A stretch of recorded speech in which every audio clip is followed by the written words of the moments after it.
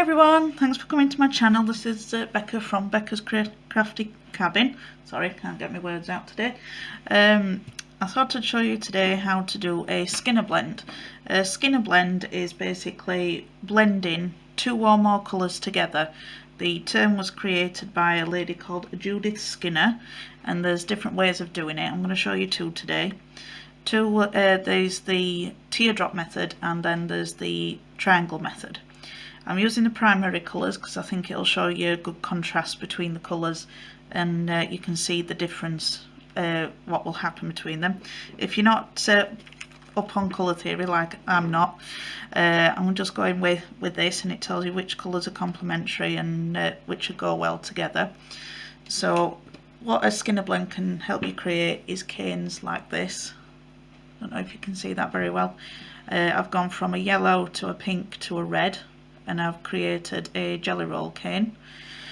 I've also created leaf canes. I don't know if you can see. I've gone from dark green to light green, and then I've just done a simple bullseye cane where I've gone from a very pale yellow to a lime green sort of colour. So right, let's get started. We've got everything. What we need to do this is a pasta machine if you've got one, or a rolling pin if you haven't, a tissue blade for you to cut your clay, and your clay. So I'm starting out with 1 ounce blocks of each colour, because I'm going to be doing two different ones. I'm going to cut these in half, and then I'm going to condition the clay, which is basically getting it warmed up.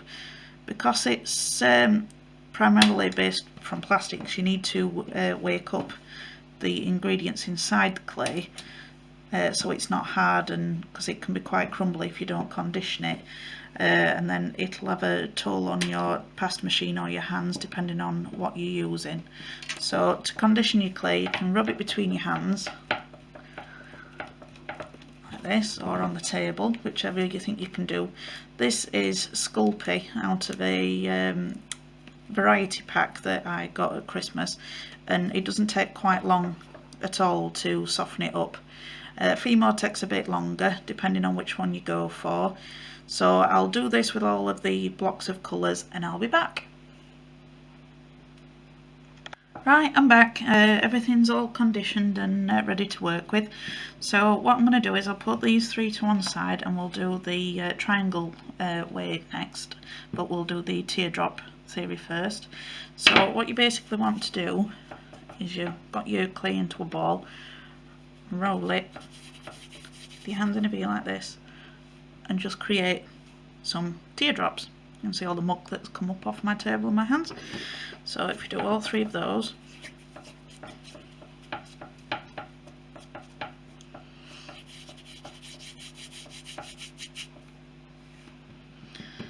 and then what you'll do is you put them top to bottom way, whichever way you decide you want them to do. So I'll do it that way. Now if you've got a pasta machine, you'll have to thin these out before you put them in your pasta machine, because it may damage your workings in your machine, and you don't want that. I'm going to start them out with the rolling pin. You can do it with a rolling pin, it's just easier with a pasta machine, and it will take you longer to do it with a rolling pin, but you can do it. You don't have to buy a pasta machine to start it off with. So I'll thin this out. As you can see, that it's going to end up being graduated all together. So on my pasta machine, I got it from Argos, and the thickest setting is number 1. So I'm going to put that through a number 1 to start with, and then I'll show you what it comes to.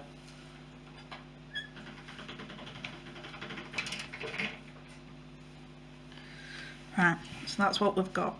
So essentially all that we're doing now is going to fold this like that, and then we will put it through the pasta machine folded end first, and it will extend it out, and we'll probably do this about 15 to 20 times depending on how softer blend you want. So I'll do it a couple of times and show you, and then I'll go off camera to do the rest because it's a bit boring watching that. So 2 seconds and I'll show you.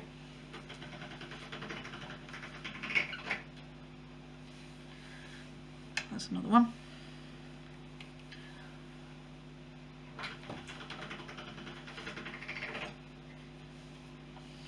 and that's with 2.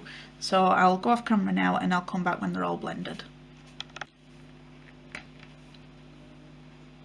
Right, I've blended it all together, and as you can see now the yellow's gone into the red and we've got a lovely orange colour, and then going from the red to the blue it's turned it so it's got a nice purple.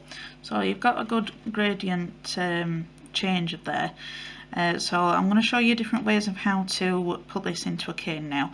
So what we need to do is we're wanting to create it into a long strip so that we can work it, and we're going to cut it in slices. So what you need to do is you fold it into, I generally fold it into 3, and then thin it out again, and then I'm going to put this through the pasta machine long ways so it will make it a lot longer. I'll do it on setting number 1 to start with and see how long we get, and then we'll take it from there.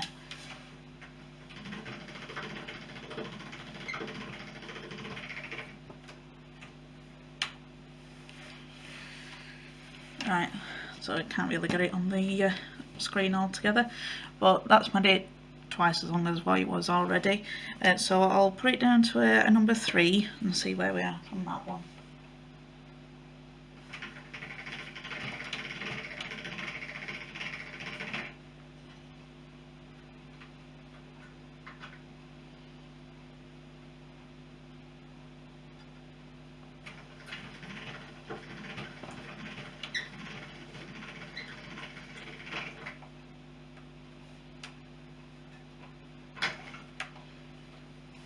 The machine didn't want to let it go then. Right, so you've got this. It doesn't matter if you've got any air pockets in or anything like that, or the end of your roll's not completely square, it doesn't matter. As for air pockets, you can just take your blade or a knife or something, or your nail, and just pop it and squeeze out the air.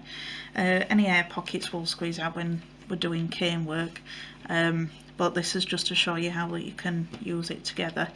Now it's up to you whether if you want to measure, if you want to get all your slices to a certain size. I'm not really bothered, I sort of just wing it. I'm not one for measuring. So another air pocket there. So what I'll do is we'll start at the yellow end and we'll stay with that thickness. So the idea is you cut slices and then we will stack them on top of each other. So let's cut a better one where it's got a straight side like this.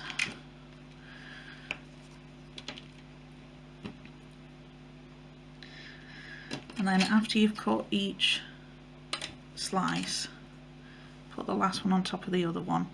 It's just so that you're going to get that gradient change going down the cane, just like that. So coming on to the orange part now. Sorry, excuse my hands, they do shake a fair bit, so I do apologise. Plus I'm a bit nervous, it's the first video I've done in a while.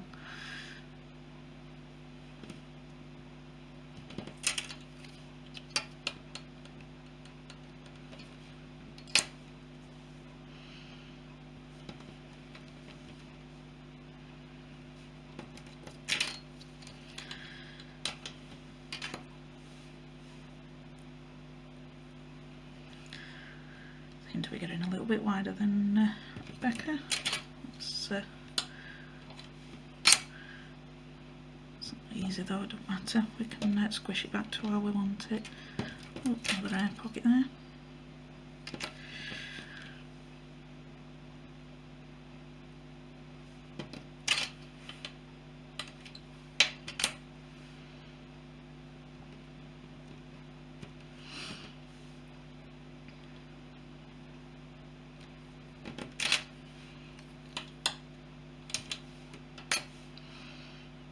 Can do this with just 2 colours. It's just I think it gives it a nice comparison to how different colours will blend together, showing you the 3 primary colours.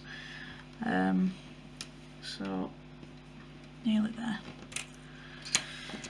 I've got a tad longer. I tell you, my measuring skills are left to be desired. I'm not good at measuring. Right. So as you can see, they've got a lot bigger. But if we just squish it down like this, This is when you can get out any of your air pockets or anything that's in.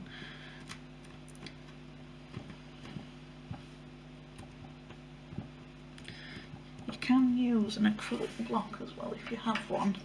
It's just a piece of acrylic. If you've got stamps and things, you might have one of these, or you can use a tile or just something that's flat, and it'll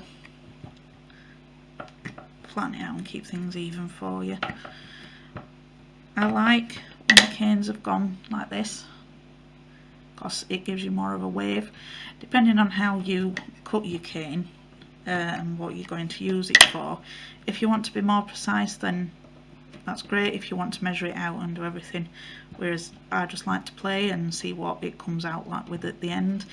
I use this as a relaxation on an evening in front of the TV when the kids are gone to bed. So as you can see, we've gone from a yellow through an orange to a red and to a purple and a blue. So that's one way of doing it.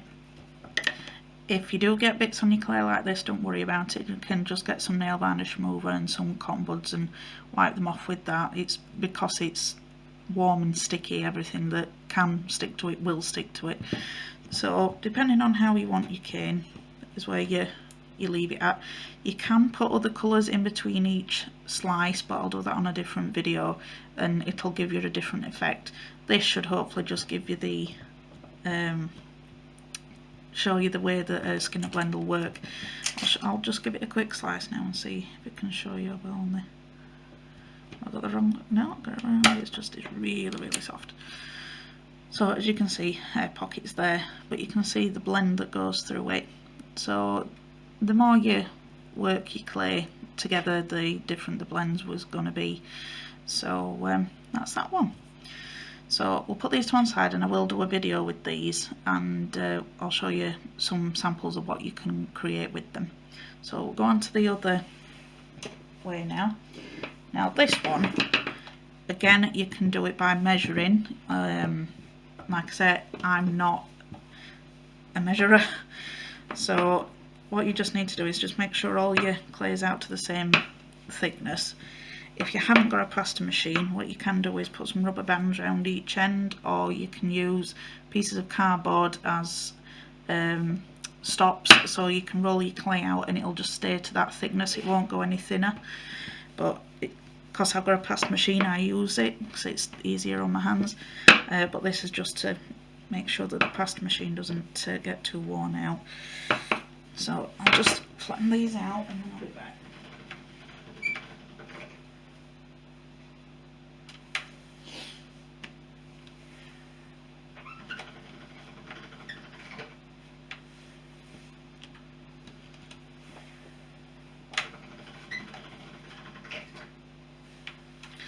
Right, got 3 sort of fat long strips now. So what we're going to do is, I might do them a different way around just to show you that you can switch them around and how things will go different, because the blue going to the yellow, you'll get a green instead. You'll still get your orange whether you're going from your yellow to your red, but it's just switching them around in different ways. So basically with a triangle, this is probably going to be the easiest way for me to show you.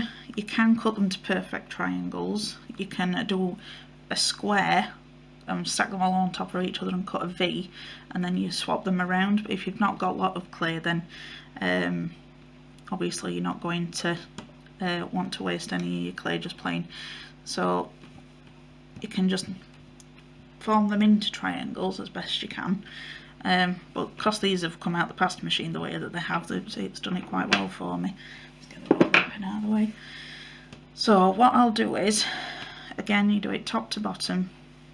You can overlay them a little bit if you need to, but let's just see how it goes. So again, what we're going to do is we will fold them in half like this.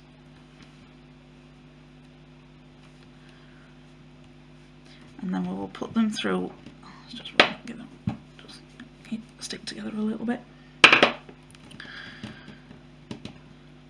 If your clay does get stuck to the table, because I'm working on a glass table, take your tissue blade and just put it at an angle and scrape underneath it, and then that will take away the suction from the table. So we're going to put it into the pasta machine that way, fold side down, and that should hopefully push the air out, so you shouldn't get too many air pockets. So I'll do it once and show you, and then I'll do the rest off camera because it's, like I say, it's a bit boring to watch.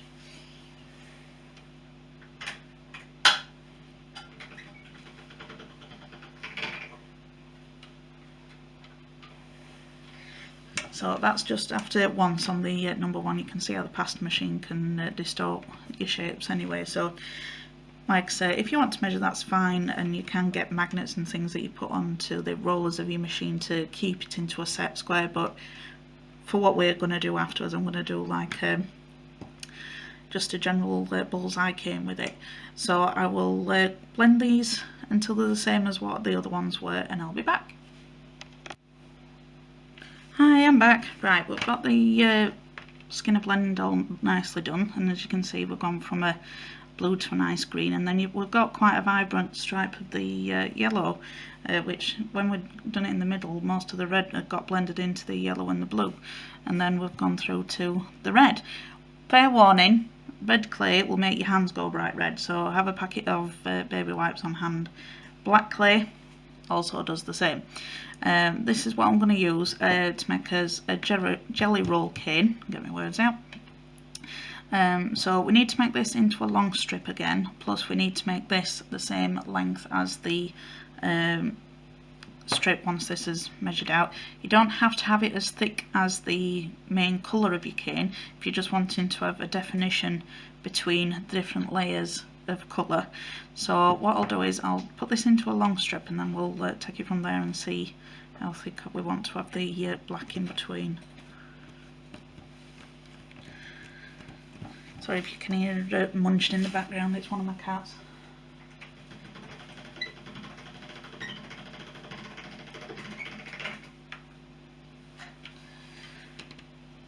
Right, so that's on a number one. I'll try and get it all in camera for you. So I'll go down a couple of numbers and see where we get with that.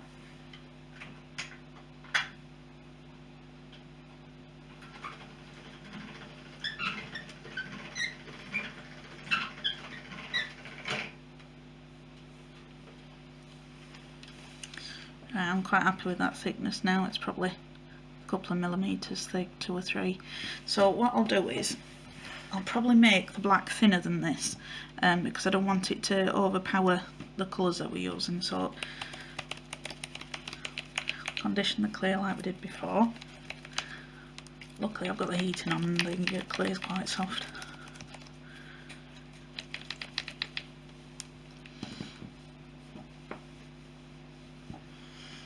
So if we can try and get it to the same width as what the, yeah, that's about right. So when it goes through the pasta machine, it should hopefully come out, you know, the similar sort of width. We can easily trim it off if not. So, right, let's get it go. Oh, rolling pins making an entrance. Right, so that's number one, so that's obviously, it's not going to be long enough. So I'll go down a couple more settings.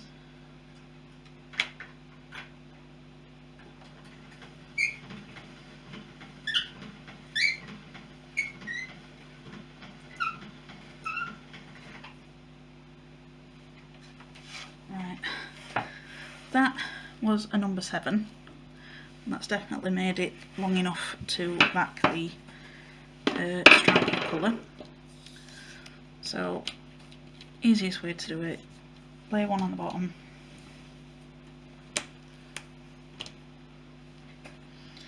and end to end,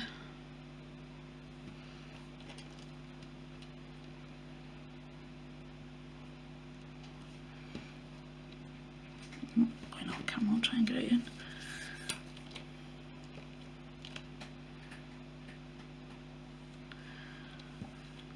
There we go. So as you can see, there's not too much off of that that's left over. So you can use all your scraps to make other things, but that'll be for different videos. So I've got this way. You decide now whether if you want the black on the inside or the black on the outside. I think I will go with the black on the outside this time. And you also decide which colour you want to have in the middle. So I'm going to have red in the middle because that's where we start. So probably the easiest way to do it is to thin out the end just with your fingers, and then just start rolling. Keeps making me think of cowboys rolling, rolling, rolling. And we just carry on.